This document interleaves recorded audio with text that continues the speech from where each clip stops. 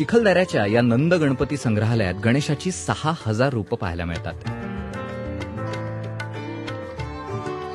थंड हवेचं ठिकाण म्हणून प्रसिद्ध असलेल्या चिखलदरा या पर्यटन स्थळाच्या ठिकाणी हे संग्रहालय. अकोल्यातले व्यावसायिक प्रदीप नंद यांनी छंद म्हणून गणेश मूर्ती गोळा करायला सुरुवात केली.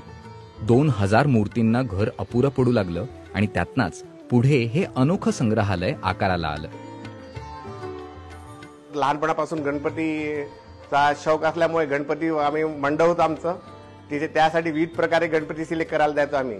तेव्हापासून गणपती कलेक्शन करायची एक आवड निर्माण झाली. असं करता करता भारतातून विविध स्टेटमधून नंतर फॉरेनवरून सगळीकडून अलग अलग गणपती, अलग अलग मेटलचे, वुडनचे, लाकडाचे, कार्विंगचे, पेन, पेन्सिल सगळ्या प्रकारचे गणपती जमा केले.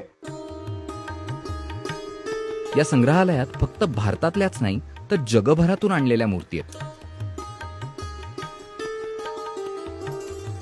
नेपाळ, बँकॉक, सिंगापूर, चीन इतकंच नाही तर इंडोनेशियामधून आणलेली मूर्ती सुद्धा इथे एका छताखाली पाहायला मिळेल. आमच्याकडली सगळ्यात जुनी मूर्ती ते 250-300 वर्ष जुनी गणेश दरबार म्हणून आहे. ती फार अँटिक आहे, झुल्यात गणपती येतो. तो पाहण्याला कधी तुम्हाला कुठेच मिळणार नाही पाहायला. नंद हे गेली 30 ते 40 वर्ष आवडेल ती गणेश मूर्ती खरेदी करतात. या संग्रहालयात अनेकांनी भेटवस्तू म्हणून दिलेल्या मूर्ती सुद्धा त्यांनी ठेवल्यात. आसाम, वाराणसी, ओडिशा, कर्नाटक, केरळ अशा देशातल्या प्रत्येक राज्यातना विविध शैलीतल्या मूर्ती त्यांनी इथे आणून ठेवल्यात. काच, माती, दगड, लाकूड, चांदी, पितळ यासारखे धातू, नाण्यांवर कोरलेले गणपती ते पार अगदी माचीसच्या काडीवर कोरलेला गणपती इथे पाहायला मिळतील. इतकंच नाही तर क्रिकेट, हॉकी आणि फुटबॉल खेळणाऱ्या गणपतीपासून ते संगीतात तल्लीन झालेला बाप्पा सुद्धा इथं दिसतो.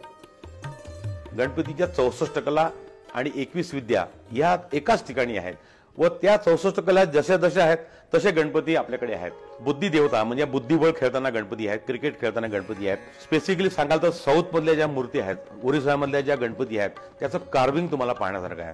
ते तुम्हाला कुठेच पाहायला मिळणार नाही.